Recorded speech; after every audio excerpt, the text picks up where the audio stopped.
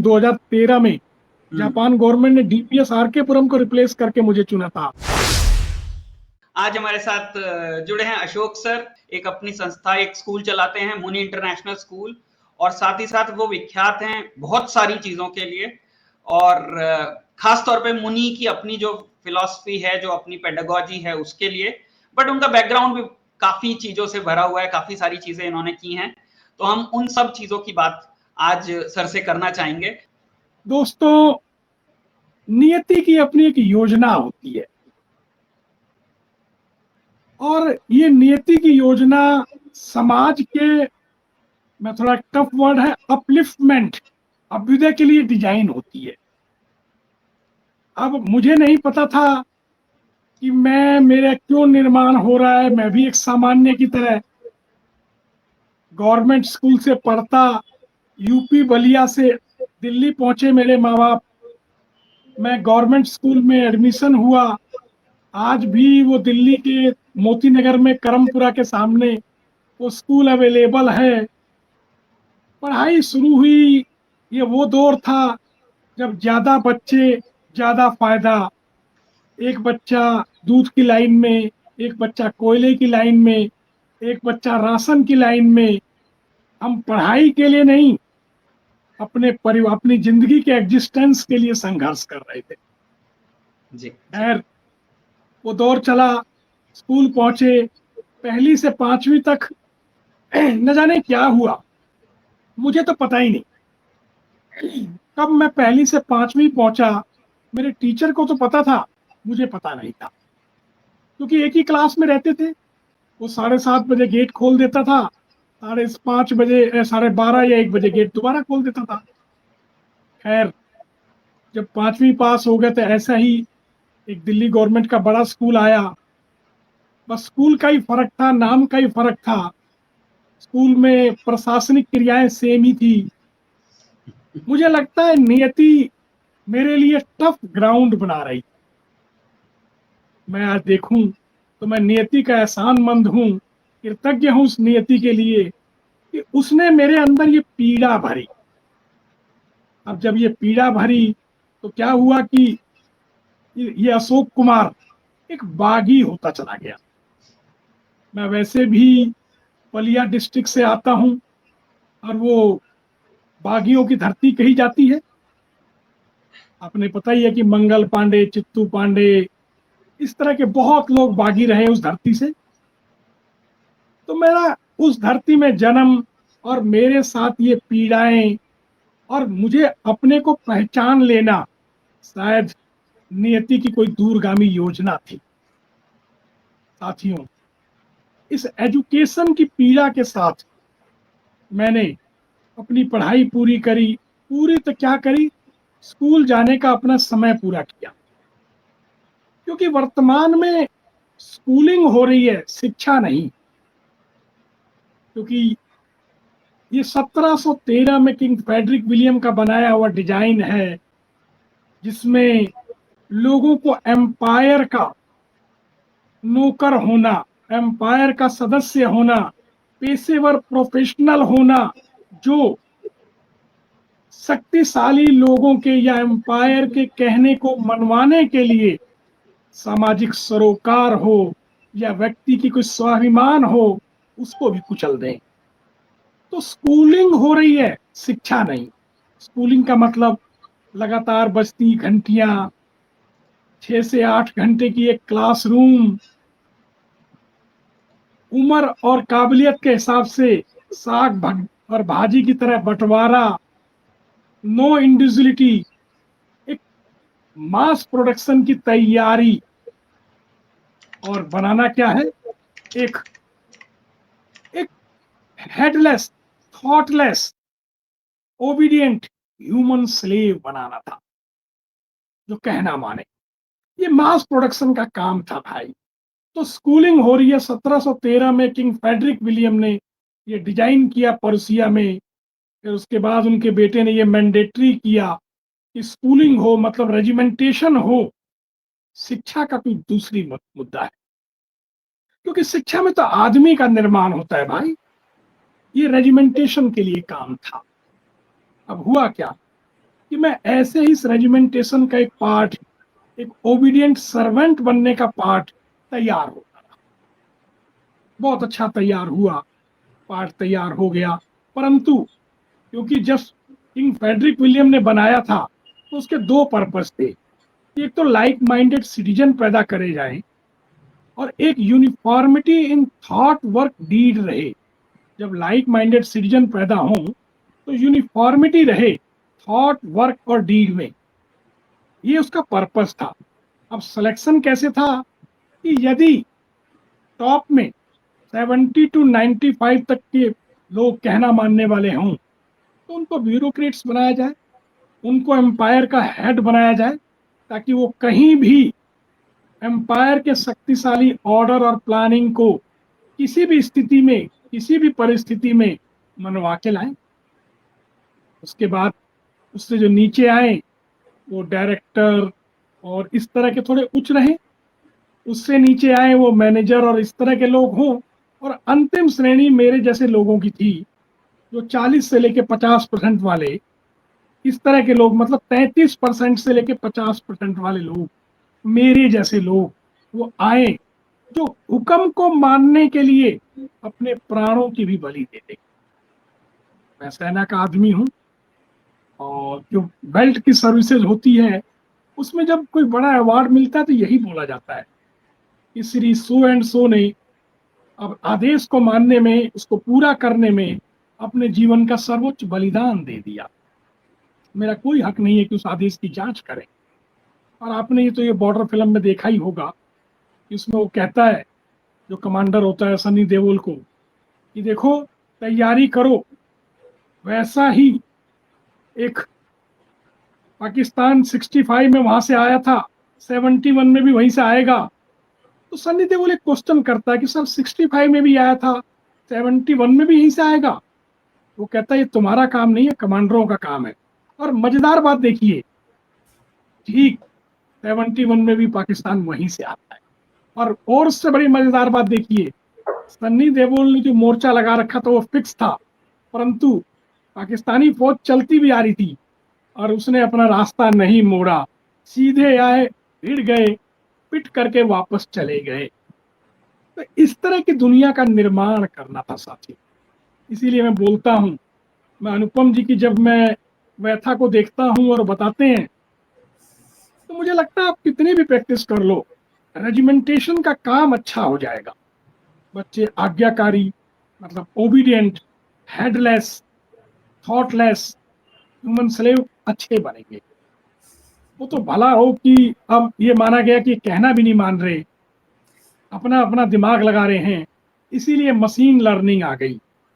AI और machine learning ने इस आदमी को रिप्लेस करने का प्लान कर लिया था।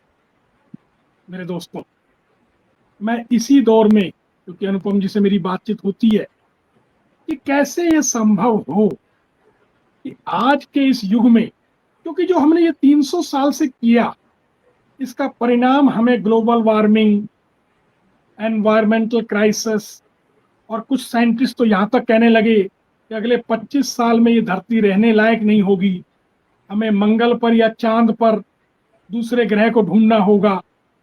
तो मुझे समझ नहीं आता कि इस धरती को 500-700-1000 साल में आपने खराब कर दिया, क्या गारंटी है कि वो ग्रह या उपग्रह कितने साल बचेगा? आप अपने को ठीक नहीं कर रहे, आप सिर्फ बस जगह और दूसरों को दोष दे रहे।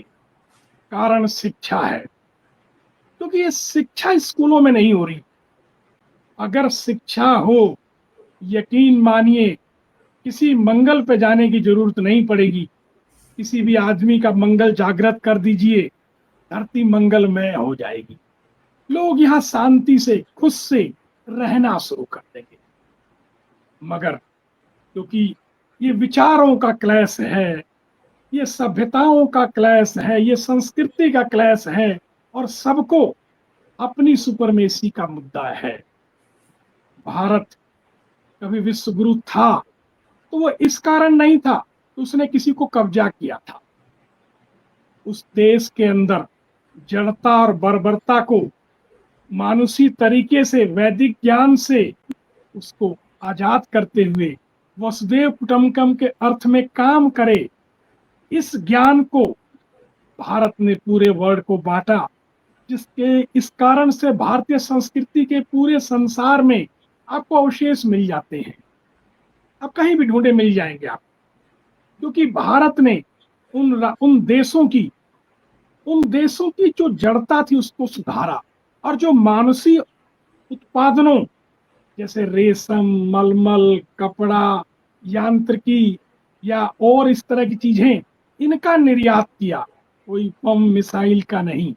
मैं अभी पढ़ रहा था कंबोडिया देश के बारे में कि हमारे व्यापारी जब पहुंचे तो कम्बू करके वो देश था, उस देश के लोग किसी आने वाले को मार देते थे। तो जब ये हमारा एक व्यापारी वहां पहुंचा, वो वस्त्र फैला के वहां गया व्यापार के लिए, उसने कहा मेरा युद्ध का कोई भी विचार नहीं है। और उस देश में जब उसने इस तरीके के इस ज्ञान का प्रचार प्रसार किया तो उस देश की रानी ने उससे विवाह किया और इसका नाम कंबोडिया पड़ गया। तो भारत तो इस तरह की चीजों में रहा। तो ये भारत का एक तरीका था, क्योंकि भारतीय संस्कृति ने हजारों साल पहले इस चीज को करके देख लिया था। मैं, क्योंकि मेरी नियति से मेरा निर्माण इस तरीके से हो रहा था, मैं ये मानता था कि प्रत्येक बच्चा काबिल पैदा होता है, वो यूनिक है अपने आप में।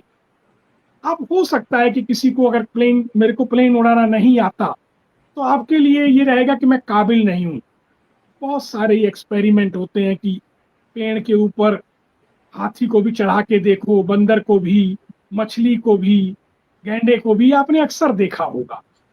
और जब ये पेड़ पे वो नहीं चढ़ पाएगा तो वो हाथी या वो मछली या वो जानवर सारी जिंदगी अपने आप को गिल्टी फील करेंगे।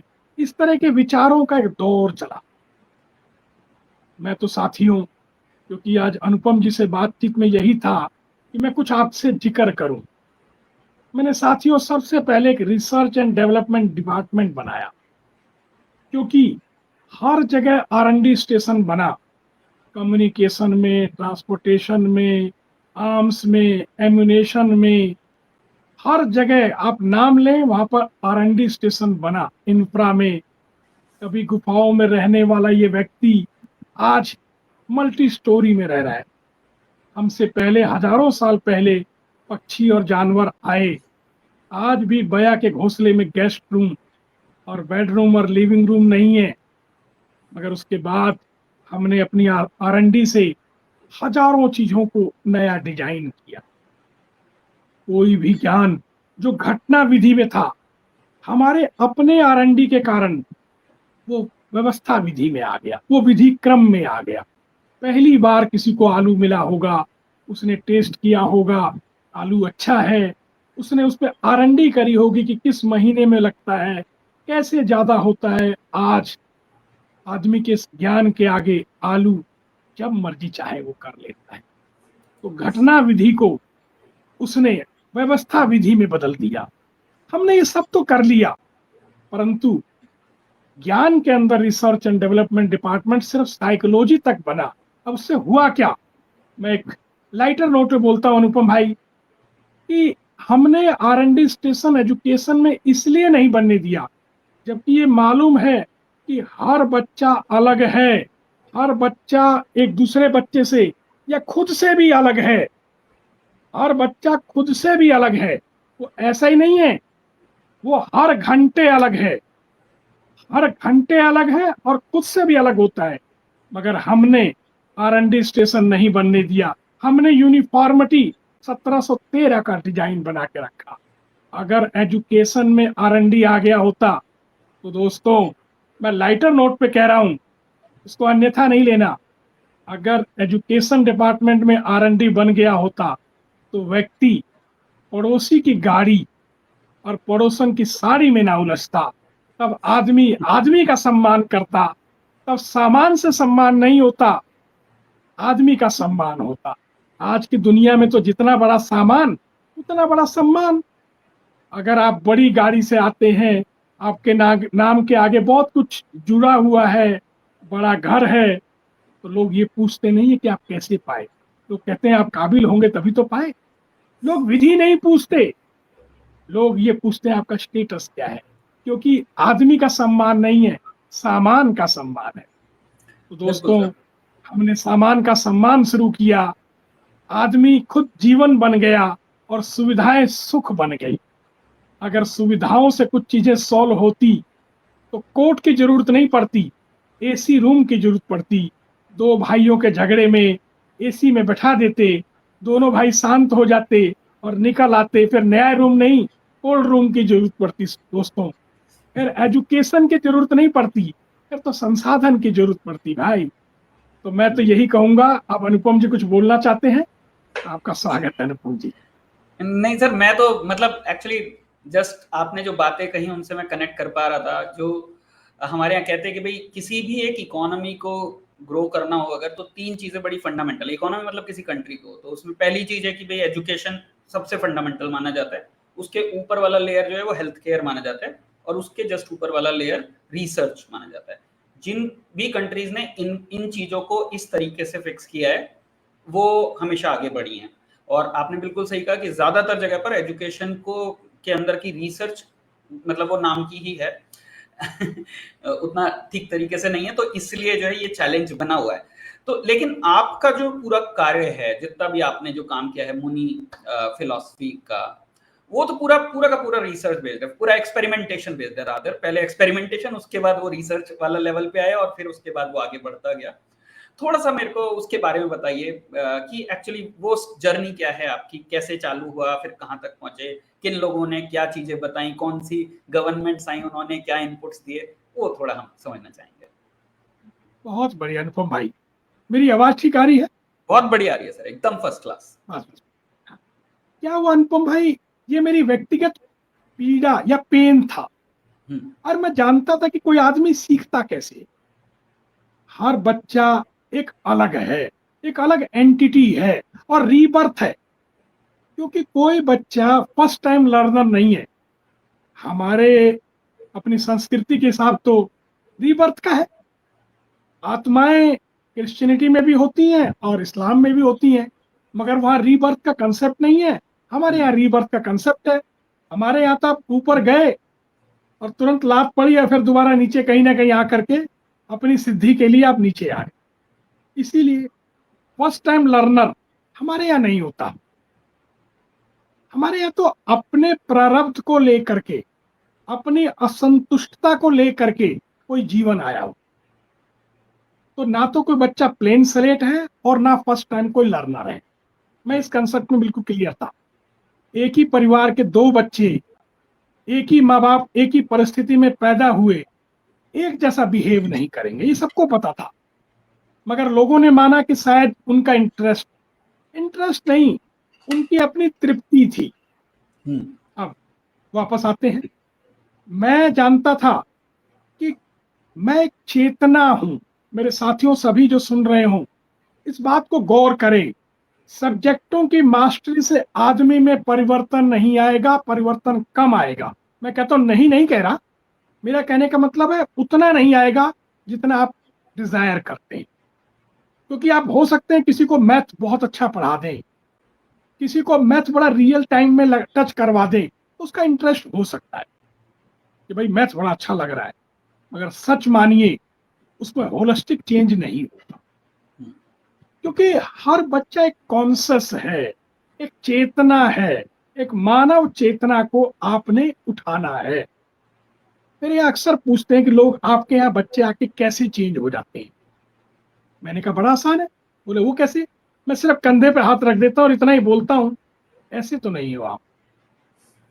बस उसको उसका परिचय करा दो। ये कितनी बात आप ग्रंथों में भी हमने सुनी कि हनुमान जी जब समुद्र के किनारे खड़े थे, लंका सामने दिख रही थी, खबर लग गई थी कि माता सीता लंका में है, तो सभी सोच रहे थे कौन जाएगा, कैसे जाएगा। महाराज जामवंत को पता था ये हनुमान के पास ये ताकत है कि वो जाके वापस आ सकता है। महाराज ने कहा, अरे हनुमान, अब किसकी प्रतीक्षा, उड़ान भरो, गरजो।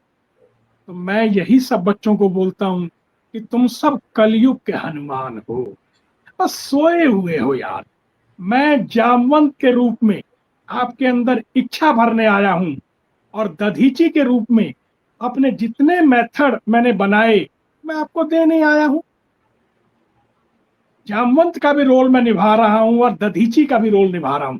और बच्चा, सच मानिए, मैं क्योंकि सेना में भी रहा और अच्छे लेवल मतलब ऑपरेशन करे और सब कुछ, तो मैंने देखा कि सेना में जो लोग जिस जज्बे के साथ हैं वो ऐसा नहीं है कि तनख्वाह के लिए है, वो ऐसा नहीं है कि भाई साहब विशेष कारण से है। बहुत लोग कहते हैं कि वो लोग जान देने आए हैं वहां पर। साथियों, जान देने कोई नहीं जाता, वो तो हमारी ट्रेनिंग की कमजोरी होती है या दुश्मन की कोई चालाकी होती है। जान देने नहीं जाते, शहीद होने नहीं जाते, शहीद कर देने जाते हैं अगर कहें तो।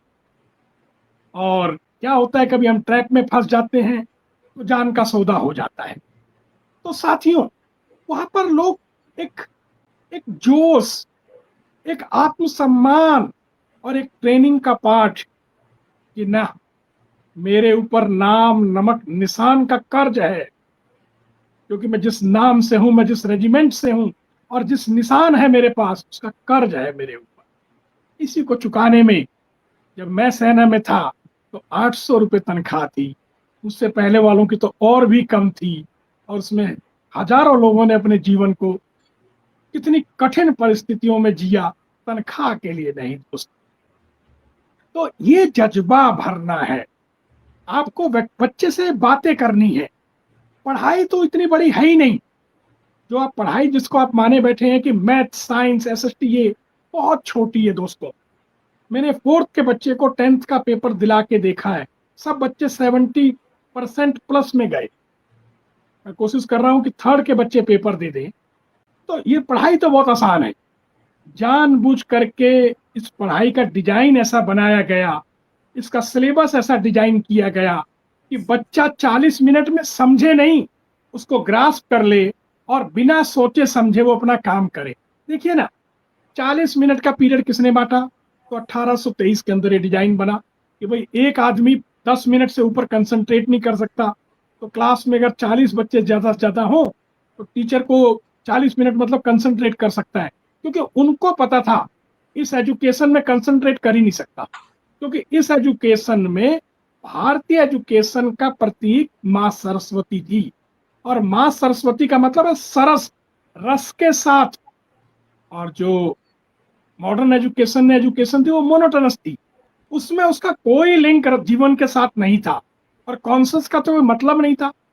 मैं कल ही इस्कॉन के हेड से बातें कर रहा था, उनके पूरे देश संसार में स्कूल चलते हैं।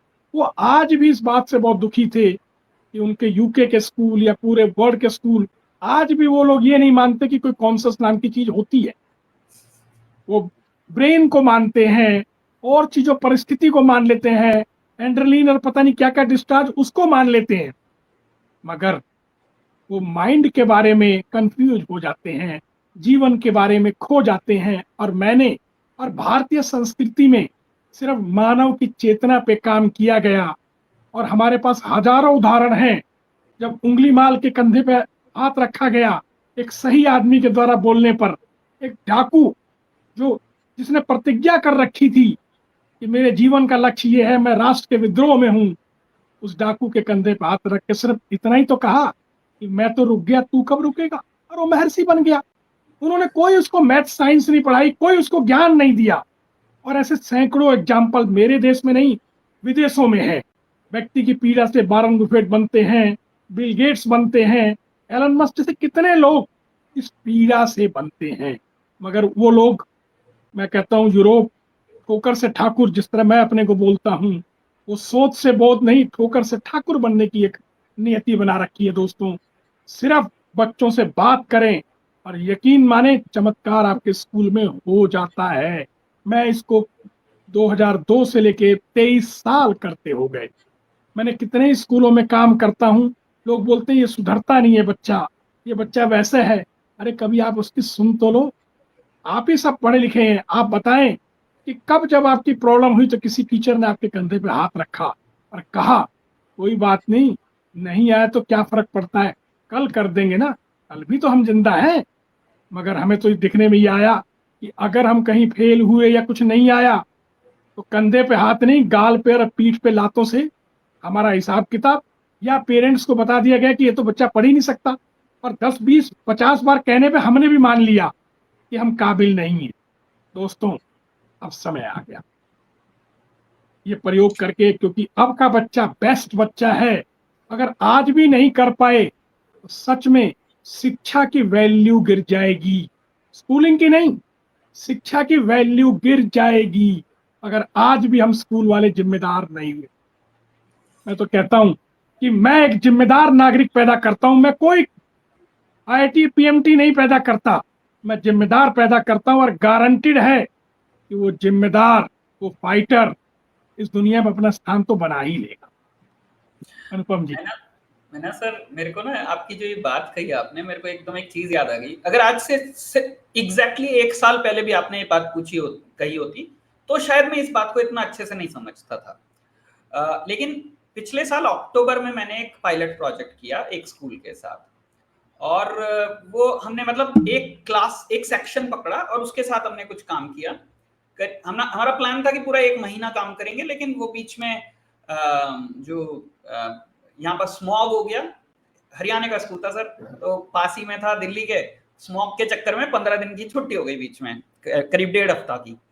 तो वो जो 1 महीने का प्रोजेक्ट था वो 15 दिन में सिमट गया सर। और तो टेक्निकली 3 तारीख से शुरू हुआ, 15 तारीख को खत्म हो गया। 15 भी दिन पूरे नहीं हुए और उसके बाद वो छुट्टी हो गई, और 27 तारीख का संडे था, 28 तारीख से उनके PT3 चालू हो रहे थे बच्चों के।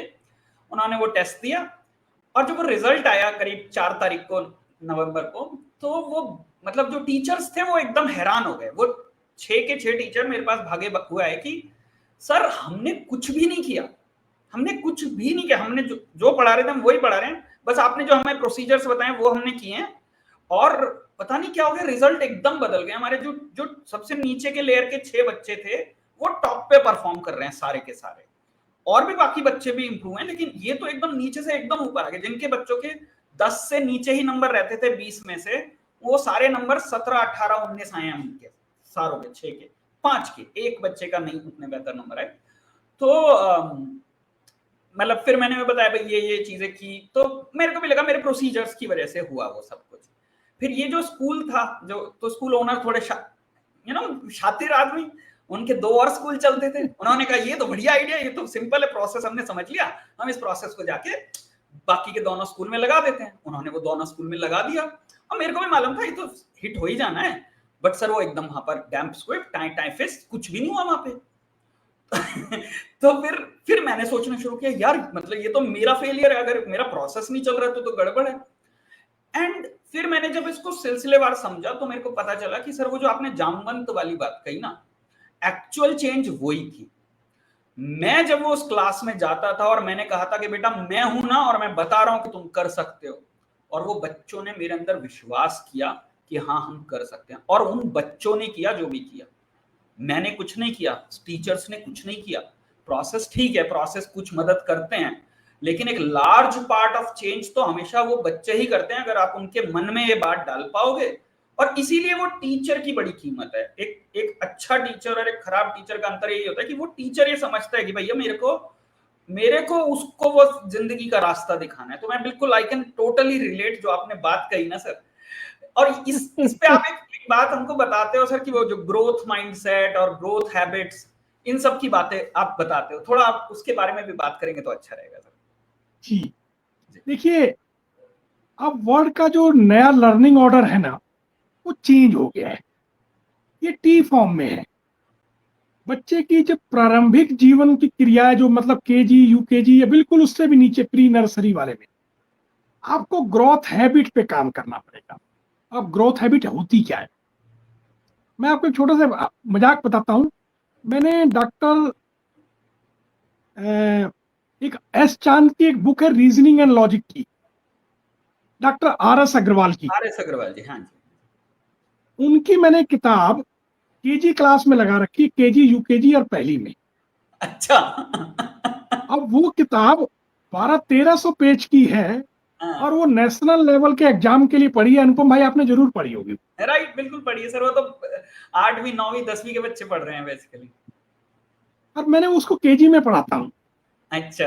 अब जब मैं उनसे बुक फेयर में मिला तो मैंने उनको बताया कि सर ऐसे है। वो बोले आप कौन सा कॉलेज चलाते हो? मैंने कहा सर कॉलेज नहीं चलाता, स्कूल चलाता हूँ। बोले मैंने स्कूल के लिए लिखी नहीं। मैंने कहा मैं स्कूल में नहीं पढ़ाता सर, प्री प्राइमरी में पढ़ाता हूँ। तो वो नाराज हो गए। उन्होंने कहा मैंने किताब प्री प्राइमरी को लिखी है। मैंने कहा सर किताब तो गर्भ संस्कार के लिए है, मगर मेरे पास उसकी व्यवस्था नहीं है। देखिए, छोटे बच्चे के अंदर सारे साइंटिस्ट बोलते हैं कि एक ग्राउंड बनाने के लिए वही जगह है। बिल्कुल किसी भी पौधे का बेसिक फाउंडेशन बनाने का वो ईयर है। बिल्कुल। अब मैंने क्या करा, रीजनिंग लॉजिक की किताब, मेरे से लोग बोलते हैं बच्चे कैसे पढ़ेंगे? मैंने कहा बच्चे पढ़ने के लिए नहीं है, समझने के लिए आए हैं भाई। पढ़ने के मास्टर जी क्या करेंगे? मास्टर जी सवाल खड़े करेंगे, बच्चे सुनेंगे और उसका आंसर देंगे। हाँ अब हाँ। मैं वापस चलता हूं। तो जो टी फॉर्म का मैंने बताया, ये वर्ड का लर्निंग ऑर्डर जो है, उसमें जो वर्टिकल लाइन जो है टी की, तो सबसे पहले बच्चों में ग्रोथ हैबिट सेट करें। अब ग्रोथ हैबिट क्या है? मैंने 6 ग्रोथ हैबिट, क्योंकि मैं R&D डिपार्टमेंट चलाता हूं, तो हमने 6 ग्रोथ हैबिट डिजाइन करी। पहली ग्रोथ हैबिट है कि आई एम ओनली रिस्पॉन्सिबल, सिर्फ मैं ही जिम्मेदार हूं, बाकी सभी चीजें कॉज हैं, रीजन है, जिम्मेदार तो मैं ही हूं। ये बच्चों को हम केजी क्लास से, प्री नर्सरी से कहानी सुना के, इन चीजों को करके उनके अंदर डालते हैं। बच्चे इसको शुरू में, क्योंकि बच्चों के पास अभी लॉजिक नहीं होता, उनके पास अभी कुछ ऐसा नहीं होता कि आपके सवाल का विरोध कर सके, तो उनके अंदर ये फाउंडेशन बैठने लग जाता है कि भाई जिम्मेदार तो मैं ही हूं, हर हालत का, कुछ भी हो जिम्मेदार तो मैं ही हूं। 2 महीने 4 महीने टीचर को ये ट्रेंड कर रखा होता है कि कहानियां करके, घटनाओं से जोड़ करके वो समझाए। पहली habit. Habit number 2, there is no negativity exist in the world. Negativity time is the name of the absence of the positivity time. दुनिया में दिन और रात में सिर्फ दिन ही होता है। जब दिन का पीरियड ना हो उसको रात कहा जाता है। सुख और दुख, सिर्फ सुख ही होता है, जब वो ना हो तो उसको दुख कहा जाता है। ये हम टीचर्स को और बच्चे को समझाते हैं। मैं उनसे कहता हूं कि मैं आपकी रात में हजारों बार दिन ला सकता हूं, आप मेरे दिन में एक बार भी रात नहीं ला सकते। बच्चों को समझ आता है, टीचर को भी समझ आता है, काम चलता है। तीसरी हैबिट कि all problems are test of your hidden potential and talent. It's an opportunity for you. क्योंकि अगर प्रॉब्लम नहीं होगी, क्लियर स्काई में कोई भी प्लेन का पायलट महान बन ही नहीं सकता भाई। ये जो प्रॉब्लम्स आती हैं, ये आपका टेस्ट होती हैं कि आपका पोटेंशियल कितना है, उसको निखर रहा है ये। तो तीसरी ये हैबिट। चौथी हैबिट हमने डाली ग्रेटिट्यूड, कृतज्ञता, कि आदमी को कृतज्ञ होना चाहिए इस दुनिया में सभी के प्रति। अगर हम यहाँ आज बैठे हैं तो इस कमरे को जिसने बनाया उसके प्रति, जो लाइट सप्लाई कर रहा है, अभी जिस लाइट में बैठ करके हम बातें कर रहे हैं उसके प्रति, या जिसने ये फैसिलिटी दी जिससे हम बातें कर पा रहे हैं और जिससे हम और आगे बन पा रहे हैं, ये सारी फैसिलिटी, इन सब के प्रति। ये चौथा पॉइंट है। पांचवा पॉइंट है संयम। क्योंकि अगर जिंदगी में संयम नहीं होगा दोस्तों, ये जिंदगी हमेशा डिस्ट्रैक्ट रहेगी, फैली हुई रहेगी, आप लक्ष्य पे पहुंच ही नहीं पाएंगे। और लास्ट बट नॉट लीस्ट, संकल्प। ये संकल्प जो छठा है, इस संकल्प की नींव संयम है। मैं सेना में था तो हम अक्सर जब ऑपरेशन में जाते थे तो हम कहते थे कि मेरे संकल्प में विकल्प नहीं होगा दोस्तों, प्लान बी मेरे साथ नहीं चलेगा, प्लान ए ही मेरे साथ रहेगा। प्लान ए में हमने ऐसा करना है, प्लान बी में भी ऐसा ही करना है, प्लान सी भी यही है। तो संकल्प में विकल्प नहीं होगा। अगर संयम मजबूत होगा तो संकल्प बहुत जल्दी आपको सफलता के रास्ते पर ले आए। ये ग्रोथ हैबिट मैंने 6, हम लोग सेकंड क्लास तक, थर्ड क्लास तक, क्योंकि थर्ड तक आते आते उसको 4 साल हो जाते हैं, इसको हमने बच्चों में डाल दिया और बच्चों ने शानदार रिजल्ट दिया। मैं छोटी घटना बताता हूँ। एक छोटा यूकेजी का बच्चा खेल रहा था, कॉरिडोर में खड़ा था। 9 बजे वो बच्चे आते हैं छोटे और 12 बजे चले जाते थे। अचानक बच्चे भागे होंगे और वो जीने के पास खड़ा था, गिर गया, चोट लग गई माथे पर। टीचर, कोई नर्स तो थी नहीं, उसने साफ सुफ करा, पट्टी लगाई, मोटी पट्टी बांध दी, शर्ट वर्ट साफ करी डर के मारे, मगर वो स्टेन रह गए। और 12 बजे उसकी माँ लेने आई, मैं कैमरे में देख रहा था। 12 बजे उस बच्चे की माँ लेने आई। सवेरे फूल सा राजकुमार छोड़ा था, 12 बजे पट्टी लगा हुआ राजकुमार किसको पसंद था। उसकी माँ लगी नाराज होने और चिल्लाने लगी कि ये मेरे बच्चे के साथ क्या कर दिया। और कुछ पेरेंट्स भी ऐसे खड़े होते हैं जो इस यज्ञ में आहुति डाल रहे होते हैं, हाँ जी हमें तो पता ही है। और मैं चुपचाप सुन रहा और वो बच्चा कह रहा, नहीं मम्मी, गलती मेरी है, इसका जिम्मेदार मैं हूँ। और उसकी माँ कह रही, बेटे तुम जिम्मेदार नहीं हो, स्कूल जिम्मेदार है, प्रिंसिपल जिम्मेदार है, टीचर जिम्मेदार है। वो अपनी बातें कह रही। मैंने 10-5 मिनट सुना, फिर मैं वहां पर प्रेजेंट हुआ और मैंने उनसे कहा, बहन जी आप जितना गुस्सा हो रहे हो उतना मैं जिम्मेदार तो नहीं हूँ, मगर मेरी बाउंड्री में हुआ तो जिम्मेदार मैं ही हूँ। बेटे से पूछा, क्या हुआ बेटा, आप कैसे जिम्मेदार थे? बोले, बच्चे भाग रहे थे, मैं कॉरिडोर में खड़ा था, जगह कम थी, मुझे मालूम था कि अगर मैं कुछ बच्चा हिट मारेगा तो मैं गिर जाऊंगा, और मैंने ध्यान नहीं दिया, जिम्मेदार तो मैं ही था। अब स्कूल में बिजली का बिल नहीं आता जाता, बच्चों के घर का बिल नहीं आता, टीचर तो सबको पढ़ाता है, जो बच्चे नहीं पढ़ते जिम्मेदार तो वो होते हैं।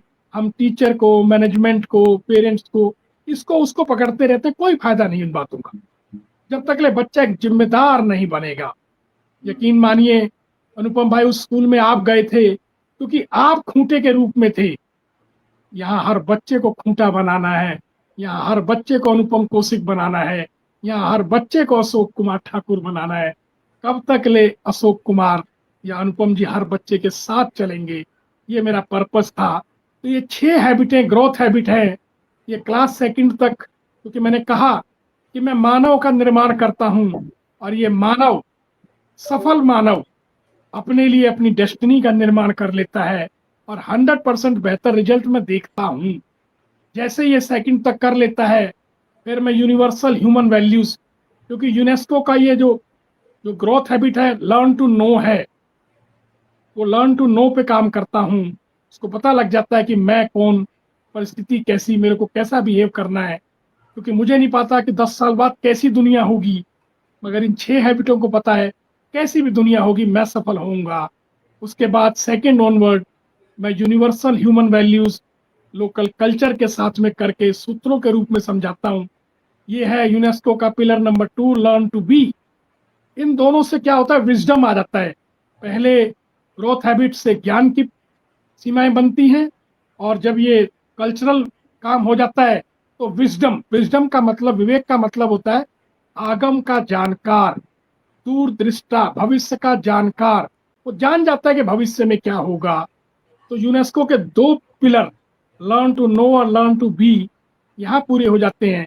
उसके बाद लर्न फॉर स्किल, मतलब ज्ञान विज्ञान के रूप में टर्न होने लगता है, और ये विज्ञान कभी खतरनाक नहीं होता, क्योंकि उसको पहले विजडम में मालूम होता है इस ज्ञान से क्या क्या नुकसान हो सकता है। इस तरीके से वो तीनों चीजों को करता हुआ लास्ट में लर्न टू लिव टुगेदर, जो यूनेस्को का चौथा पिलर है, क्योंकि कोई आदमी अच्छा तभी रहेगा जब वो विवेक के साथ हो, ज्ञान के साथ हो, विज्ञान के साथ हो, और वैल्यूज के साथ हो। तब वो आदमी संसार में हंस करके, स्माइल करके रह पाएगा। वो दूसरे की मूर्खता के लिए अपने को तंग नहीं करेगा, क्योंकि यदि मैं किसी को बता रहा हूं तो ये उपकार मैं अपने आप पे कर रहा हूं, ये मैं किसी दूसरे पे उपकार नहीं कर रहा साथियों, ये मैं अपने आप पे उपकार कर रहा हूं, जिसमें कुछ की रिवार्ड मुझे ऊपर के एंट्री में आ जाता है, कुछ का रिवार्ड आपके द्वारा आ जाता है। तो ये मॉडर्न गुरुकुल का ये कंसेप्ट था। मैं इसको भेज दूंगा, अनुपम जी लगा देंगे, और वैसे वो मेरे स्टेटस पे भी लगा हुआ है। मॉडर्न गुरुकुल का मतलब अब गुरुकुल को समयानुकूल और युगानुकूल करे। तो ये बात मैंने यहाँ तक पूरी करी, जो ग्रोथ हैबिट है और यूनेस्को के चारों पिलरों को पूरा करने की। अनुपम भाई, और सवाल अगर आप करेंगे तो अच्छा लगेगा, कहने को तो बहुत कुछ सर है। सर बिल्कुल, मैं बिल्कुल पूछना चाहता हूँ। समहाउ क्या हुआ है ना कि आपने अभी अभी बताया कि भाई जो भी गलती मेरे जोन में हो वो मेरी है, और मेरे साथ ये गलती हो गई है कुछ कि समहाउ मेरा camera all of a sudden गड़बड़ कर गया है, बट इट्स ओके। तो हम इसको कंटिन्यू रखते हैं। सर ये तो एक तो चीज जो आपने बताई है, एक तो मेरे को आपका वो जो संयम और संकल्प वाली बात है, ये मेरे को बहुत बढ़िया लगी एक्चुअली सर, कि मतलब इसी के हम जैसे इसको देख रहे हैं कि भाई, मतलब मैं एक्चुअली सोचने लग गया उस पॉइंट पे कि ये तो बड़ी एकदम बड़ी आप ऐसे तो ना, एपिफेनी एक शब्द होता है कि सर अचानक से कोई बात समझ में आई, तो ये बिल्कुल मेरे लिए एपिफेनी जैसा हो गया कि अरे ये तो बड़ी सही बात है यार। अगर संयम अगर आपका स्ट्रांग है तो आपके संकल्प में कुछ गड़बड़ नहीं होगी। ये मतलब बहुत बड़ी अच्छी बात कही आपने मेरे को, मतलब मैं सोचने के लिए एक वो दिया। और मैं अब समझ पा रहा हूँ कि कैसे आप जो बात करते हैं, हमेशा वैल्यूज की बात करते हैं जो एजुकेशन में देने के लिए, आप हमेशा वो you know that global value, universal values की आप बात करते हैं। तो मेरे को लगता है कि हमारे ऑडियंस के लिए ये चीज जानना बड़ा अच्छा रहेगा कि मतलब हम कैसे वो जो यूनिवर्सल वैल्यूज की जो आप बात करते हैं, कैसे हम अपने बच्चों को दे सकते हैं अपने स्कूल सिस्टम में। मेरे को बड़ा दुख है वैसे कि मैं अचानक से मेरा कैमरा बंद हो गया है और मैं आपको वो नहीं कर पा रहा हूँ, बट शायद मेरी आवाज पहुंच रही है, तो प्लीज आप इसका आंसर करें सर। बहुत सुंदर। और मैं कहता हूँ इसमें भी अपॉर्चुनिटी है कि मैं कैमरे पर हूँ। अनुपम भाई, देखिए कितनी बड़ा मेरे लिए सौभाग्य है कि मैं कैमरे पे हूँ। ये नियति का खेल है। जी तो जी मैं इसमें कुछ बातें और ऐड कर देना चाहता हूँ साथियों, जी जी कि एजुकेशन में सबसे ज्यादा एनर्जी किसके पास है? बच्चों के पास। और जी। टीचर के पास है एक्सपीरियंस। होता क्या है, आप जो मॉडर्न एजुकेशन में है कि लेक्चर मोड पे है। एक टीचर बेचारा 8 पीरियड, उसके लिए सच बताइए वार फुट लेवल पे काम चल रहा होता है। वो 8 पीरियड बोलता रहता है, अलग अलग चैप्टर बोलता है, थकता है वो। जबकि एनर्जी भरी है बच्चों के पास और टीचर के पास बड़ा अनुभव। तो मैंने क्या करा, इसमें पीयर लर्निंग लगा दी कि भाई अगर आपको समझ आ गया है तो 5 बच्चों को समझा दो। वो 5 बच्चों को समझा दो, अगर उनको समझ आ गया तो अगले 5 को समझा दो। तो क्या हो गया कि टीचर का वर्कलोड बिल्कुल 10 गुना कम हो। और हर बच्चे को एक सूत्र है यूनिवर्सल ह्यूमन वैल्यू का, कि जब आदमी अपना महत्व पा जाता है तो जीवन या उसको शरीर बहुत हल्के हो जाते हैं। जब महत्व पा जाता है, अपने काम का गौरव पा जाता है, तो सच बताऊं, वो हैप्पीनेस कैरिकुलम चलाने की जरूरत नहीं पड़ती। तो वो आदमी हैप्पी रह करके सारी जगह वो लोगों को बताता रहता है। क्योंकि व्यक्ति का मतलब क्या है? व्यक्त होना। ये जानवरों के साथ, पेड़ पौधों के साथ या मट्टी खनिज के साथ नहीं है, ये आदमी के साथ है। क्योंकि आदमी व्यक्त होता है। तो एक बच्चा जब व्यक्त होता है दूसरे बच्चे के साथ, तो कैसी बुलिंग, कैसा एक्सप्लॉयटेशन, कैसा झगड़ा। पूरा स्कूल, मुझे ये 2005 से चला रहा हूँ, और लर्निंग पिरामिड यही कहता है, जब आप किसी को सिखाते हो तो आप 90% सीख जाते हो। अदरवाइज लेक्चर मोड में 10%, डेमोन्स्ट्रेशन में 20%, वो लर्निंग मोड आप देख सकते हैं। लर्निंग जो वो है उसको आप देख सकते हैं, कोई बड़ी बात नहीं है। तो साथियों, मैंने इसको क्या करा, पीयर लर्निंग पे करा। बच्चों को आमने सामने बिठाया, बच्चों में संवाद हुआ। क्योंकि संवाद होता क्या है, बच्चों में संवाद नहीं होता तो बच्चे कुछ भी विवाद करते हैं। बच्चों में संवाद होने चाहिए। और मैं बताऊं, संवाद से शोर नहीं होता, शोर विवाद से होता है, संवाद से नहीं होता। तो बच्चों में संवाद होना शुरू हुआ, और बच्चे एक दूसरे के साथ में, क्योंकि खग ही जाने खग की भाषा बढ़िया। टीचर कितना भी जरूरत नहीं, आकर के अपने शानदार बच्चों को सब्जेक्ट दे देता है।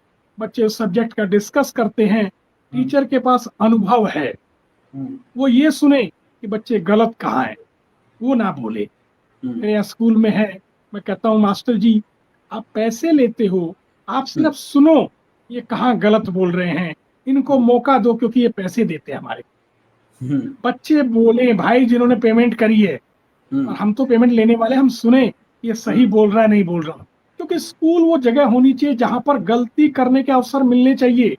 यदि ये गलती करने का अवसर स्कूल में नहीं मिले, यकीन मानना ये समाज, ये दुनिया इन बच्चों की गलतियों को संभाल नहीं पाएगा। बहुत छोटी है ये दुनिया।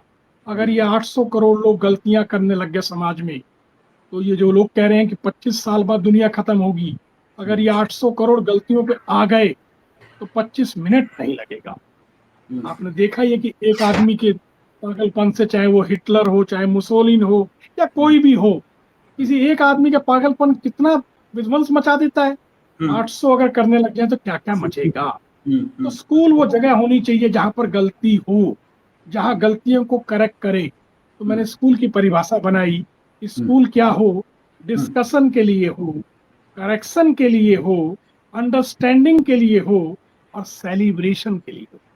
क्योंकि एक ही उम्र के 600, 700, 800, 1000 बच्चे कहीं भी किसी घर के अंदर किसी फंक्शन में नहीं आ सकते कि 800 बच्चे आए तो कितना अच्छा हो। कोई एक बच्चा जब समाज में कुछ अच्छा करके आए या क्लास में अच्छा करे, 800 बच्चे उसके लिए ताली बजाएंगे। आप सोचिए उस बच्चे का, जो वो साइंटिस्ट कहते हैं एड्रेनलिन बढ़ता है, क्या क्या बढ़ता है, कितना बूम करेगा, कितना जोश में होगा वो बच्चा। और वो बच्चा अपने आप पे काम करना शुरू कर देगा। फिर बच्चा पहले डिस्कशन करे, करेक्शन करे, अंडरस्टैंडिंग करे और सेलिब्रेशन करे। और टीचर का क्या रोल रहे? टीचर अभी तक ले फैसिलिटेटर और सुपरवाइजर के रूप में था। अच्छे टीचर, टीचर तो लेक्चर मोड पे थे। अच्छे टीचर क्या थे? या तो फैसिलिटेटर थे और या फिर वो सुपरवाइजर थे। अब ये काम मशीनें कर लेती हैं। मैं अभी एक स्कूल में, बलिया के अंदर एक कोलंबस स्कूल है, वहां पर एक रोबोटिक टीचर का उद्घाटन करके आया। तो मैं भीड़, स्टेज पे 40-50 टीचरें थी, मेरे साथ एक महाराष्ट्र के अधिकारी थे। उन्होंने कहा टीचर का उद्घाटन करना है। तो मैंने कहा कहाँ है वो टीचर? तो रोबोट, वहां भीड़ में आवाज आई, मैं यहीं पर हूँ सर, मेरा नाम इरिस सिंह है। मैं हैरान, वो 5.5 फीट की लड़की थी, रोबोट था। तो मैंने कहा आपको कैसे पता लगा कि मेरा नाम अशोक कुमार है? बोली सर मैंने आपकी साउंड लिया, फोटो ली, एआई है मेरे अंदर, एआई इनबिल्ट है, मैंने डाला और आपका परिचय कर दी। तो ये काम तो आज रोबोटिक टीचर कर लेंगे। अगर टीचरों ने कॉन्शियस बन के बच्चों पर काम नहीं किया तो यकीन मानना ये आपकी अंतिम पीढ़ी होगी 5-10 साल में, जिसको हर मालिक रिलीव करना चाहेगा। क्योंकि रोबोटिक टीचर में प्रॉब्लम नहीं है, वो केजी को भी पढ़ा लेता है, वो 12वीं का पीजी का भी सब्जेक्ट पढ़ा लेता है, छुट्टी नहीं मांगता, तंग नहीं करता, मंथली सैलरी नहीं देनी, एक बार का इन्वेस्टमेंट है, वो भी ईएमआई पे आ जाएगा लगता है मुझे। तो अब तक ले टीचर का रोल फैसिलिटेटर और सुपरवाइजर के लेवल पे था। अब समय आ गया कि उसमें मोटिवेशन और पार्टनर इन द पॉसिबिलिटी के अर्थ में भी जोड़ा जाए। क्यों ना अच्छा हो कि जब भी मेरा मोटिवेशन गिरे, एक अनुपम कौशिक जी या एक अशोक ठाकुर हाजिर हो जाए क्लास में और मेरे कंधे पे हाथ रख के कहें, अरे भाई आज नहीं आया तो क्या हुआ, कोई बात नहीं, हम सब है ना, कल संभाल लेंगे यार। उसकी पॉसिबिलिटी में पार्टनर बनने के लिए एक गुरु चाहिए, एक व्यक्ति चाहिए। और व्यक्ति कभी, गुरु कभी सफल नहीं होता, गुरु वो असफल व्यक्ति होता है। मैं बोलता हूँ अक्सर कि चाहे सचिन तेंदुलकर के गुरु देखो या कितने भी लोगों के गुरु देखो, वो कोई सफल व्यक्ति नहीं थे। आप जितने भी प्लेयर देखें, कुछ भी देखें, वो सफल व्यक्ति नहीं। सफल व्यक्ति अपने बच्चों को बना ही नहीं पाएगा। सचिन तेंदुलकर अपने बच्चे को 5% सचिन तेंदुलकर नहीं बना पाया, जबकि पैसा, ताकत, पहुंच और सब कुछ था। सुनील गावस्कर आज भी इंडिया टीम सेलेक्टर नहीं बना पाए। अमिताभ बच्चन अपने बच्चे को 5%, जबकि उनकी पत्नी भी हीरोइन, वो भी हीरो, अभिषेक बच्चन की बीवी भी हीरोइन, तो आज तक उसमें 50% का भी इंटर नहीं कर पाए, क्योंकि वो बच्चे की कॉन्शियस में नहीं आ पाया। उन्होंने स्किल से करने की कोशिश करी, ऐसा होता नहीं है। तो मैं ये कहता हूँ कि आज टीचर नहीं चाहिए, गुरुजी चाहिए। गुरुजी का मतलब फैसिलिटेटर, मोटिवेटर, सुपरवाइजर और partner in the possibility of child. तो ये 4 चीजें चाहिए दोस्तों। अगर आप टीचर बने रहे तो यकीन मानना आप इस दुनिया के अंतिम व्यक्ति होंगे। और अगर आपने कोशिश करी कि आप बदल दें दुनिया को, तो यकीन मानना 800 करोड़ लोगों को बदलने के लिए आपके पास समय नहीं होगा। और आप पहले ही और अंतिम व्यक्ति होंगे जो ऐसा कोई प्रयास कर रहे होंगे। अरे भाई, अपने आप को बदलो साथियों, 800 करोड़ का बदलने की कोशिश मत करो। दुनिया में कोई भी आदमी, मैंने जो अभी FLN की बात करी थी, जब अनुपम भाई ने बताया कि मैंने किया, मैंने भी पंजाब गवर्नमेंट के मोहाली के अंदर बल्लोपुर ब्लॉक में एक स्कूल के अंदर 2 हाफ डे में तीसरी का बच्चा 5वीं पढ़वा दिया, 5वीं का बच्चा 10वीं किताब पढ़वा दी 2 हाफ डे में। ये FLN इतना आसान है दोस्तों, बच्चों को पढ़ा देना। मैंने 2 हाफ डे में, मैंने गवर्नमेंट स्कूल है बल्लोपुर के अंदर, आप जाएंगे प्राइमरी, 2 हाफ डे में मैंने पंजाब गवर्नमेंट के स्कूल को बेस्ट किया था। आसानी से पॉसिबल है। आप अनुपम जी संपर्क करें, हम सब लोग मिलके कर सकते हैं, क्योंकि समाज का निर्माण किस चीज के लिए है? तो बेहतर चीजों का एक्सचेंज करने के लिए, सामान किसी ने अच्छा किया हो तो खरीदने बेचने के लिए, और सामाजिक सुरक्षा के लिए समाज बनाया जाता है। बिल्कुल सर। मेरे पे कोई अन्याय हो तो समाज के लोग मेरे लिए खड़े हों। अगर मेरे को कोई अच्छा ज्ञान है तो समाज का ज्ञान है। और मैंने तो अपनी टेबल पे लिखा हुआ है कि मैं संपूर्ण ज्ञान ब्रह्मांड में पहले से ही अवेलेबल है। इसी घटना के घटित होने में मैं अवस्था की बजाय उस घटना के लिए निमित्त बनते हुए, उसकी व्यवस्था के लिए उसको निमित्त बनते हुए, अवस्था की बजाय व्यवस्था की संपूर्णता के लिए काम हूँ। मैं काबिल नहीं हूँ, मैं तो एक तार के रूप में हूँ। जब ट्यूबलाइट पे लगता हूँ तो वो जल जाती है, AC में लगता हूँ वो ठंडा करती है, जिसमें भी लगता हूँ वो काम करता है। मैं उस तार की जैसा हूँ, क्योंकि ज्ञान हर आदमी की अपनी मौलिकता है, वो बेहतर करता ही करता है। नहीं सर, आपने जो बात बोली, आपने जो आप बात बता रहे हैं ना, मैं थोड़ा इसके बारे में बताऊंगा कि मैंने ये जो अब सीरीज चालू की है सर, देखिए मतलब है ना, हम लोग अभी 5वां दिन है आज इसका, और हम लोग इसको ऐसे कर रहे हैं कि भाई हर हफ्ते में हम 5 लोगों को विल ट्राई कि भाई हम 5 लोगों से बात कर सकें, और सैटरडे संडे के लिए हम इसको ऑफ रखेंगे, और फिर से मंडे से हम चालू करेंगे। और हमारा प्लान है कि हम 100 अलग अलग लोगों को, जो भी हमारे को स्कूल में क्या अच्छा कर सकते हैं, इस पे बात करेंगे। और जो आप समझने ऐसे समझिए कि मैंने पाया कि सर एक लार्जर पार्ट पे जो आप बोल भी रहे थे, सबसे शुरू में आपने वाली बात बोली कि पेरिफेरल बातें हो रही हैं बहुत सारी, और एक्चुअली फंडामेंटल चेंजेस पे कुछ काम नहीं हो रहा है। और मेरा ये पूरा आइडिया है 100 वॉइसेस इन स्कूल्स, ये इसीलिए है कि मैं उन लोगों को ढूंढूं जो लोग एक्चुअली फंडामेंटल्स चेंज कर सकते हैं, या कम से कम उस डायरेक्शन में काम कर रहे हैं, रिसर्च कर रहे हैं, एक्सपेरिमेंटेशन कर रहे हैं, ऐसा जो भी लोग करने की कोशिश कर रहे हैं, तो मैं वहां पर वो करना चाहता हूं।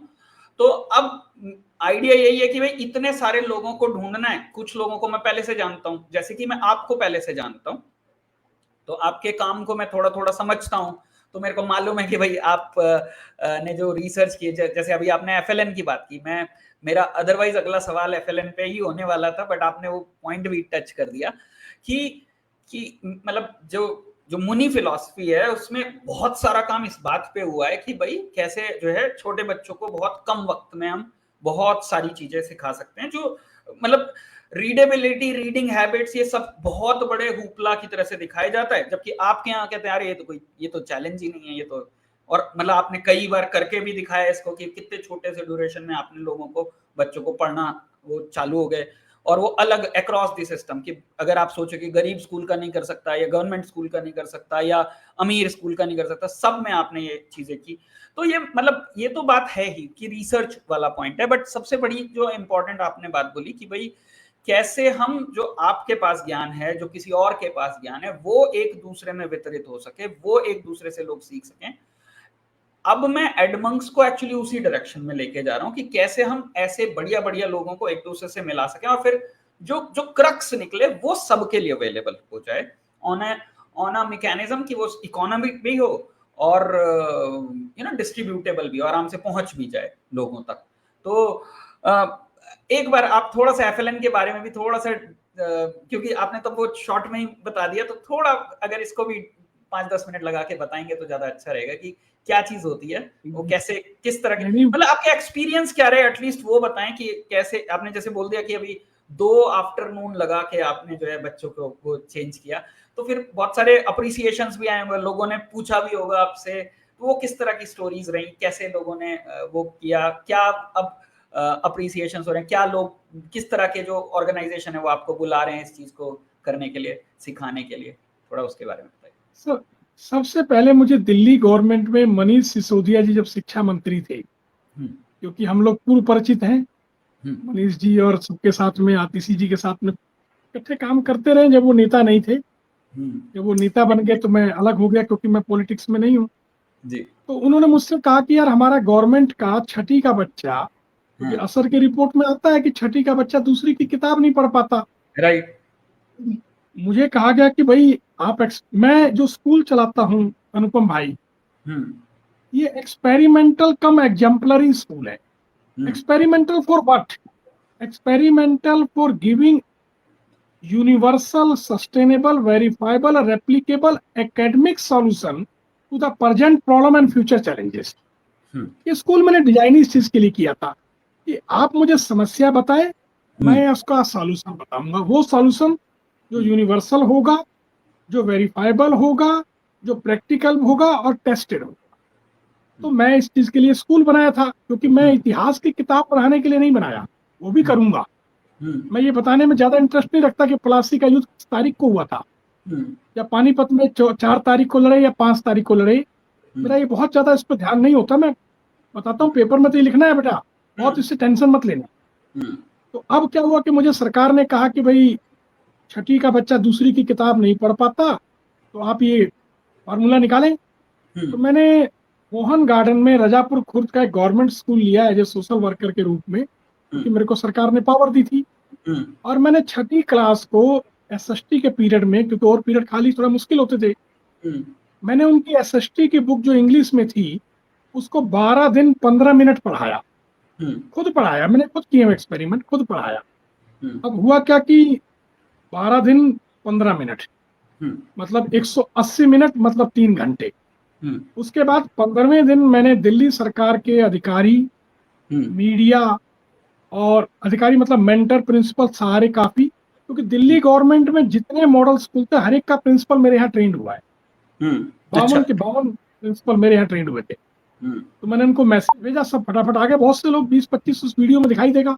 तो मैंने उनसे कहा भाई ये क्लास है और मैंने इसको पढ़ाया है 12 दिन 15 मिनट। 15 मिनट का मतलब 14 मिनट 40 सेकंड तो हो सकता है, 15 मिनट 1 सेकंड नहीं होगा, सब रिकॉर्डिंग में है। और मैंने कहा देखिए आप इनसे, मैंने बच्चों का टीचर से पूछा कितने पेज पढ़ाए हैं, उसने बोला 42 जी। मैंने बच्चों से कहा 80 नंबर पेज खोलो, पढ़ना शुरू करो, रिपीट कोई नहीं करेगा। बच्चों ने धड़ाधड़ पढ़ना शुरू कर दिया। तो मैंने उनसे कहा कि भाई आपको लगता होगा ये सेटिंग है, क्योंकि पेज मैंने बताया है, अब आप फैल जाएं और पेज पढ़वाएं कोई सा भी। फिर वो फैल गए। उन्होंने कहा, बच्चों ने फटाफट पेज पढ़ना शुरू कर दिया। उसके बाद मैंने कहा कि दूसरी चीज, क्या ये छठी की किताब ही पढ़ पाते हैं या दूसरी भी पढ़ पाते हैं? तो बाहर मैंने 7th 8th 9th 10th की किताब मंगा दी थी एसएसटी की, और उन बच्चों में बंटवा दी। और उन बच्चों को जो चारों तरफ फैले हुए मेंटर थे, मैंने कहा आप इनसे पढ़वा के देख लो। उन्होंने उनसे पढ़वाया, उन्होंने शानदार पढ़ दिया। मैंने कहा अब ये पढ़ ही लेते हैं, क्योंकि अगर तोता राम राम बोल दे तो ज्ञानी नहीं होता। ये पढ़ ही लेते हैं या इसका मतलब भी समझते हैं। खैर उस वीडियो में देखेंगे कि एक बच्चे से मैंने कहा बेटा तुम 4-5 सेंटेंस पढ़ो और 3-4 बार पढ़ो, क्योंकि इनके कान अभी यूज टू नहीं है इंग्लिश सुनने के, जो आप अक्सर बोलते हो। इनके कान अभी यूज टू नहीं है, तो इसलिए 3-4 बार बोलो ताकि ये साउंड पहचान ले। तो उस बच्चे ने 3-4 बार वो सेंटेंस पढ़ा, 8th क्लास का सेंटेंस था, और आप यकीन नहीं करोगे सारे बच्चों ने उसका आंसर दे दिया क्या कहना चाह रहा है। और यहाँ तक कि एक मेंटली रिटायर बच्चा सबसे आगे बैठा है, वो भी अटक अटक करके 70% उसने आंसर बता दिया। अब मैंने कहा जी 5वीं चीज ये कि इसमें 90% मेरा नाम नहीं जानते, क्योंकि 14 मिनट में मैं नाम बताता या काम करता। तो सरकार ने कहा नहीं ये पॉसिबल नहीं है, ये जादू हुआ है, कुछ ना कुछ अशोक जी ने ऐसा किया है। मैंने कहा यार जादू अज्ञानता का नाम होता है, जादू काबिलियत का नाम नहीं होता भाई। मगर ठीक है, उन्होंने कहा नहीं एक ना और करके दिखाओ। तो मुझे 3 वाला स्कूल है मोहन गार्डन में और दिया। ये 12 दिन में हुआ था, वो 10 दिन में हो गया। फिर बोले जी बड़ी शानदार बात है। फिर मुझे एक एक करके 13 स्कूल दिए गए। अच्छी चीज क्या रही कि सरकार ने नहीं सीखा, बस मुझसे ही करवाते रहे ताकि मेरी दुकान चल जाए। फिर उसके बाद मैं चला गया हरियाणा में मैंने एसआरजी ग्रुप बनाया और स्पेशल रिसोर्स ग्रुप। हरियाणा में शायद ही कोई डिस्ट्रिक्ट ऐसा होगा जिसके डाइट के प्रिंसिपल या स्पेशल टीचर ट्रेंड ना हुए हो, ये मेथड ना सिखाया हो। उसके बाद मुझे पंजाब गवर्नमेंट ने बुलाया, ये पॉसिबल है FLN? मैंने कहा भाई साहब ये तो 3 घंटे में पॉसिबल है, मैं थोड़ी अपनी इम्पोर्टेंस के लिए इसको 2-3 दिन लगाऊंगा, तो ऐसा ना हो आपको लगे यार कुछ करके चला आया। तो वहां भी करा, फिर गुजरात गवर्नमेंट के मैं 32,000 स्कूलों को मैंने किया, ट्रेंड किया। अब सरकार को मैंने समझाया, विजय रूपानी मेरे मेंटर हुआ करते थे, मैंने उनको समझाया कि सर ये आप मेरे को मॉडल स्कूल बनाने को दे दो, मेरे को पूरा 32,000 स्कूल मत भगाओ, वहां आपके अधिकारी काम कर लें, मैं मॉडल स्कूल ट्रेंड कर देता हूँ। इन मॉडल स्कूलों को शोकेस स्कूल बना लो, इनको ट्रेनिंग स्कूल बना लो, इनको सर्टिफिकेशन स्कूल बना लो। मगर ब्यूरोक्रेट जीत गए, उन्होंने मुझे गुजरात में पूरे गुजरात भगाते रहे, फिर कोरोना आ गया, मेरी जान छूट गई, मैं वापस दिल्ली अपने घर आ गया। FLN बड़ा आसान चीज है दोस्तों, हर शब्द की एक फोटो होती है और हर ब्रेन की जो प्रॉपर्टी है वो पिक्चर होती है। ये जो सीक्रेट है उसके पीछे यही है, फोटो पहचान लो और वो क्या साउंड बोलता है इतना पहचान लो, FLN खत्म। कभी आपको मैं इनवाइट करता हूँ दिल्ली में कि जो भी साथी को कभी दिक्कत हो, मुनि इंटरनेशनल स्कूल खुला है, अनुपम भाई तो हमेशा ही अवेलेबल रहते हैं, मुनि इंटरनेशनल स्कूल खुला है, जब मन करे आए, देखें, समझें। और ये सब कुछ ज्ञान, क्योंकि ये समाज की प्रॉपर्टी है, मेरी नहीं है, समाज के लिए है, और इसको मिलजुल के कर सकते हैं, ये मेरी गारंटी। जी अनुपम भाई। चलिए sir, thank you so much, आपने इतना वक्त दिया हमको और इतनी सारी बातें बताई। मैं आप सभी लोगों को ये बता सकता हूँ कि क्योंकि मैं खुद भी जाके सर के स्कूल में घूम के आया हूँ, तो पहली चीज जो मैं आज गारंटी दे सकता हूँ कि आपको एक बहुत ही शानदार स्वागत मिलेगा जब आप लोग वहां पर आएंगे। मतलब वो ऐसा होगा कि आपको मतलब याद रहने वाला है लंबे वक्त। दूसरा चीज आपको ये मैं कह सकता हूँ कि जब आप बच्चों से बात करेंगे या इवन टीचर्स से बात करेंगे, तो आपको एक्चुअली लगेगा नहीं कि ये मतलब बहुत ही आम तौर पे जानते हैं आप, ऐसे ही लोग मिलेंगे आपको जो आपके साथ जल्दी घुल मिल जाएंगे, बच्चे टीचर्स भी। तो आपको ऐसा नहीं लगेगा कि कोई अपने आप को बहुत बड़ा दिखाने की कोशिश कर रहा है, बल्कि वो बिल्कुल आप ही के लेवल पे बातें करेंगे। और तीसरा चीज जो है वो आपको ऐसा हो सकता है कि आपके साथ में जो आप who is who of the education मानते हो, शायद आप ही के साथ सोफे पे बैठे हो और वो भी वहां पर वही करने के लिए आए हैं जो आप करने के लिए आए हो। तो ये मैं आपको बता सकता हूँ अपने पर्सनल एक्सपीरियंस से। और सर बहुत ही हम्बल हैं और बहुत ही डाउन टू अर्थ हैं और बहुत एकदम दिल से चीजें सिखाना चाहते हैं लोगों को। वो उनके स्कूल को आप ऐसा पाएंगे कि वो सबके लिए खुला है, आप जाके बच्चों से बात कर सकते हैं, टीचर से बात कर सकते हैं। तो और जो ये पूरा फिलॉसफी है, मुनि फिलॉसफी और जो पेडागोजी है, वो एज अ सिस्टम वो लोग सिखाते भी हैं। तो आप अगर चाहें तो उनसे मेंटरिंग ले सकते हैं और उनका पूरा प्रोग्राम अपने स्कूल्स में डिप्लॉय भी करा सकते हैं। सिलसिलेवार आपको ट्रेनिंग्स भी मिलेंगी, सपोर्ट भी मिलेगा, ताकि एक आधा साल लगेगा, मेरे को पूरा अच्छे से नहीं पता है, बाकी सर बता पाएंगे, बट आप जरूर हम इसमें अनुपम भाई हम इसमें क्या करते हैं, टोटे करके एक फार्मूला है, ट्रेंड, ऑपरेट, ट्रांसफर और फिर इवोल्यूशन। हम इसको ज्यादा, किसी भी स्कूल को ज्यादा टाइम नहीं रखते, 2-3 साल में मुनि से बेहतर बना करके और फिर वो इवोल्यूशन पे छोड़ देते हैं मालिक को, बोले भाई संभाल। भाई हैंड होल्डिंग बहुत जरूरी पड़ती है। जैसे आपने कहा ना कि अनुपम भाई उस स्कूल में गए, उन्होंने ऐसा कुछ चमत्कार नहीं किया, बच्चों को एक यकीन से, एक आदमी जैसे महात्मा बुद्ध ने उंगली माल से कहा कि मैं तो रुक गया, ये बात उसको उसकी बीवी ने भी कही होगी, ये बात उसको उसके माँ बाप ने भी कही होगी और लोगों ने भी कही होगी। एक आदमी हैंड होल्डिंग के लिए चाहिए जो यकीन के साथ कह सके यार तू चलना, मैं हूं ना साथ तेरे। तो मैं उन सभी स्कूलों को हम लोग ट्रेंड करेंगे अपनी जिम्मेदारी से। मतलब आप पैसे कमाइए, सब कुछ करिए, अपना नाम रखिए, हर चीज आपका है। हम TOT टोटे फार्मूले पर ट्रेंड करेंगे, ऑपरेट करेंगे, फिर ट्रांसफर कर देंगे आप, और फिर आपकी सहायता के लिए इवोल्यूशन करते रहेंगे कि भाई साहब ये टीचर काम नहीं कर रहा।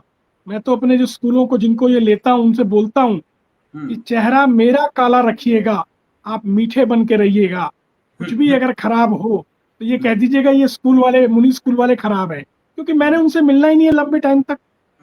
तो आप मेरा चेहरा काला रखिए, अपने मीठा बन के रहिए, क्योंकि आपने सारी जिंदगी उनके साथ रहना है। मैं चाहता हूं कि हर डिस्ट्रिक्ट में जब शरीर का एम्स खुल सकता है तो ज्ञान का एम्स क्यों नहीं खुल सकता साथियों। और सच बता रहा हूं, मैं बहुत से स्कूल मालिकों से मिलाऊंगा जो कहते हैं कि मेरा 15 साल पुराना स्कूल था, अब मेरे को स्कूल में जीने का मजा आ रहा है। क्योंकि जब बच्चा खिलता हुआ मेरे आगे से आपके आगे से जाएगा ना, जैसे अनुपम भाई कितनी सुंदर बात बोले कि नियम तो हमने दूसरे स्कूलों में भी लगा दिया, उस स्कूल के मालिक ने, रिजल्ट नहीं आया और आपने बीच में छोड़ दिया और बच्चे रिजल्ट कर गए। तो एक हैंड होल्डिंग चाहिए होती है भाई। मैं ऐसा नहीं कोई जादूगर हूं। इस सिस्टम को अमेरिका की कंपनी ने चेक किया और ये कंडीशन रखी कि दिल्ली के एसडीएमसी स्कूल दिए और ये कहा कि ये बंदा जादूगर है, इसको मत जाने देना। मैं नहीं गया, मेरे पर कंडीशन लगाई गई कि आप सुरेड़ा, खड़खड़ी, जटमल और सुभाष नगर 3 स्कूल दिए। उनकी स्ट्रेंथ किसी की 5 थी, किसी की 8 थी, किसी की 12 थी। और जब मैंने 2 साल में उसकी स्ट्रेंथ बिल्डिंग कैपेसिटी के 5 गुना, एमसीडी ने फोटो लगाई कि एक मर्सिडीज में एक आदमी अपने बच्चे को पढ़ाने के लिए गेट पे खड़ा है। एमसीडी ने फोटो लगाई कि हमारे स्कूल इतने ऊपर चले गए। एक सुभाष नगर का स्कूल था जो स्पोर्ट्स में कभी किसी में नंबर नहीं, वो 76 गोल्ड मेडल लेके आता था। तो बच्चे संभव हैं। और 5वीं के बच्चे की एक घटना याद आती है, नहीं बताऊं तो बेमानी होगा। उस बच्चे ने डिप्टी डायरेक्टर को अपना कार्ड दिया, झुग्गियों का स्कूल था वो। तो डिप्टी डायरेक्टर ने पूछा, अबे गधे किस चीज का कार्ड है? तो बच्चा बोला, मेरी कंपनी का कार्ड है सर। तो बोला, तू तो बहुत आड़ू सा है। वो बोला, मेरे नौकर आड़ू नहीं है सर, मेरे साथी सारे मैच्योर और काबिल हैं। तो बोले, क्या करता है? बोले, सर घरों में ना आया, सफाई कर्मचारी और सहायक सप्लाई करता हूँ, क्योंकि झुग्गी में कौन मिलेगा। तो यकीन मानिए मालिक यहीं से पैदा होंगे। और मैं तो बोलता हूँ कि मैं दुनिया में मालिक पैदा करता हूँ और पूरी दुनिया नौकर पैदा करती है। दोस्तों, परंपरा मालिक की होती है, नौकर की नहीं होती। और जब किसी को भी नौकर बनने का गर्व होने लगे, यकीन मानना, समझाने की ज्यादा जरूरत नहीं है, नौकर बनने दीजिए, क्योंकि आपने मालिक बनाने हैं। मेरे स्कूल से 70% बच्चा ओनर बन के निकलता है। मैं जापान का सिंगल स्कूल हूँ। 2013 में जापान गवर्नमेंट ने डीपीएस आरके-पुरम को रिप्लेस करके मुझे चुना था। 2012 में मेरी मैथोलॉजी को यूनेस्को ने पूरे संसार में 7वां नंबर दिया था। 2014 में अशोका फाउंडेशन ने चेंज मेकर दिया। और ये 10वां साल है दिल्ली एनसीआर इंडिया 1 होते हुए। मैं सोचता हूँ साथी मेरे साथ आए। अकेले का मजा नहीं आता, ये को एग्जिस्टेंस का जमाना है। मगर मुझे ये समझ नहीं आता किस चीज की जड़ता इन मालिकों ने अपने अंदर रखी हुई है। अरे काबिल बच्चे आपके पास हैं, काबिल बच्चे रिलायंस के धीरू भाई अंबानी स्कूल में नहीं है, वो तो हायर कर लेंगे, अभी आपको मेरे को हायर कर लेंगे। काबिल बच्चे आपके घर बैठे हैं। क्यों? भूख, समस्या, चैलेंजेस किसी को काबिल बनाती है, किसी को कोई पैदा करके काबिल नहीं बना सकता। उसका एग्जाम्पल अमिताभ बच्चन और अंबेडकर और ये सब लोग हैं, क्योंकि उनके आगे चैलेंजेस खड़े थे। जब तक चैलेंजेस खड़े नहीं होंगे, काबिल नहीं निकलेंगे। और हमारे तो चैलेंज ही चैलेंज है, हमारे तो चैलेंज की प्रॉब्लम ही कोई नहीं है। हर बच्चा चैलेंज में है। और जैसे अनुपम जी ने कहा कि भाई मैं बहुत डाउन टू अर्थ हूं, तो मैं तो बोलता हूँ साथियों, मेरा है क्या? मैं तो बर्फ वाला किस्सा है कि अतीत भी पानी था और वर्तमान भी पानी होगा, इकट्ठे होने से वैल्यू क्या? जीरो हूं, अपने साथ लगा लो, आपकी वैल्यू बना दूंगा, क्योंकि मैं तो अपनी वैल्यू जानता हूँ। मेरे में आपके अंदर समाहित होने की काबिलियत है, मेरे बच्चों में आप में समाहित होने की काबिलियत है। आपको इम्पोर्टेंट बना दूंगा।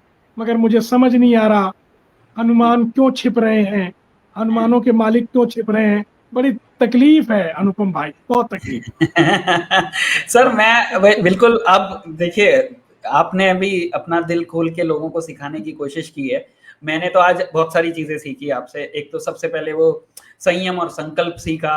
फिर आपने जो एक बढ़िया बहुत ही बढ़िया बात बताई कि गुरु जो है वो, मतलब जो जितने सक्सेसफुल लोगों के बात बताया कि वो सब अपने आप बच्चों को उतना नहीं चेंज कर पाए, लेकिन उनको किसी ने चेंज किया था और वो गुरु बहुत सक्सेसफुल नहीं थे। ये बड़ी बढ़िया बात कही आपने, मेरे को बहुत ही, मतलब ये सोचने वाली बात है एक्चुअली कि भाई कोई ऐसा आएगा बंदा। और तीसरी चीज जो लास्ट में आप बोल रहे हो, ये बिल्कुल, ये वाला मेरा भी पेन है शायद, कि मैं देखता हूँ कि लोग मेरे साथ जब काम करते हैं वो देखते हैं कि भाई हाँ सक्सेस है, यहाँ पर बच्चे बदल रहे हैं, लोग पेरेंट भी आ रहे हैं, लेकिन वो अपने कंट्रोल को छोड़ना नहीं चाहते, जो ज्यादातर जो स्कूल ओनर्स हैं। और इसीलिए ये चीज जो है वो उतनी स्पीड से नहीं बढ़ पा रही है। लेकिन मैं देख रहा हूँ कि मुनि पेडागोजी पूरे कई देशों में पहुंची है, और मैं I am wishing you all the best की और स्कूल्स जो है यहाँ के वो आए, और जो हम कम्युनिटी बना रहे हैं सर एडमॉन्क्स की, तो वो तो बिल्कुल पक्का तौर पे आप बिल्कुल वो करिए कि जरूर आपके आइडियाज को हम स्प्रेड करेंगे इस कम्युनिटी के थ्रू। आप अंदाजा लगा लो अनुपम भाई, मेरे हाँ। स्कूल में इंग्लिश का टीचर नहीं है, इंग्लिश की किताब नहीं है, इंग्लिश का पीरियड नहीं है, और सारे हाँ। बच्चे इंग्लिश बोलते हैं। हाँ। और सीबीएसई का 11 साल का रिजल्ट है कि 80% से नंबर किसी के नीचे आए नहीं। और क्या तू भाई करके। हाँ, सही बात है, आप सही बात आप आए थे, देखा तो बच्चे इंग्लिश बोल रहे थे, जबकि आपकी तो परफेक्ट इंग्लिश है। बिल्कुल बिल्कुल बिल्कुल। जबकि टीचर को इंग्लिश नहीं आती, और कोई लैब नहीं है, कोई कुछ नहीं है, बच्चे सारे इंग्लिश बोल लेते हैं। हाँ। मैं कहता हूँ कम से कम इंग्लिश बुलवाने के लिए ही आ जाओ भाई। अरे सर, इतने लोग आपसे सीखते हैं, आप फिर भी जो है ऐसा वो दिखा रहे हैं कि चलिए सर, बहुत ही बढ़िया रहा आज आपसे बात करना मेरे को, और फिर से वो एनर्जी आ गई। यू नो, जो याद है आपको कि जब सबसे पहली बार जब हम इंडिया हैबिटेट सेंटर, नहीं उससे भी पहले एक शायद अंबाला में एक इवेंट करी थी, तब आप बोल रहे थे मेरे एक इवेंट पे, वो वाली एनर्जी आज भी बरकरार है आपकी, कोई अंतर नहीं आया आपके अंदर, एकदम फुल ऑफ एनर्जी, नहीं, फुल ऑफ। हम इंडिया हैबिटेट सेंटर मिले थे, और मैंने मेजर परवीन को मिलाया था वहां पर, एक रूम में था। हाँ, प्रवीण सर कल ही हमारे इस सेशन में बोल के गए हैं। हाँ, मैंने देखा था। जी जी जी जी जी। चलिए सर, बहुत ही बढ़िया रहा आपसे मिलना सर, इतने दिनों के बाद, धन्यवाद। ठीक है sir, okay, good night sir. Thank you dear, thank you, good night, good night और सभी। स्वतंत्रता दिवस की शुभकामनाएं। मैं तो कहता हूँ भारत माता आजाद होगी, सरस्वती माता को भी आजाद कर दें। हाँ बिल्कुल, ये कह बिल्कुल। करके ये सभी वाली को बात नमस्कार। आपने बहुत अच्छी बताई, सरस्वती वाली जो कही आपने, बहुत ही बढ़िया बात, सुंदर बात कही थी जी। बच्चे आजादी के लिए तड़प रहे हैं अनुपम भाई। हाँ बिल्कुल, हम बिल्कुल तो सर। आजाद हो गए, धरती भारत माता आजाद हो गई, मगर माँ सरस्वती की आजादी पर कोई भी, हम्म मैं कहता हूँ ये भारत बड़े परिवर्तन का देश था, इनोवेशन का देश था। हम्म। अब समझ नहीं आता। ठीक है, होगा सर, देखते होगा, हैं। जब आप जैसे लोग लगेंगे और हम कोशिश करेंगे तो सब जरूर होगा कुछ बढ़िया। जी धन्यवाद भाई। जी।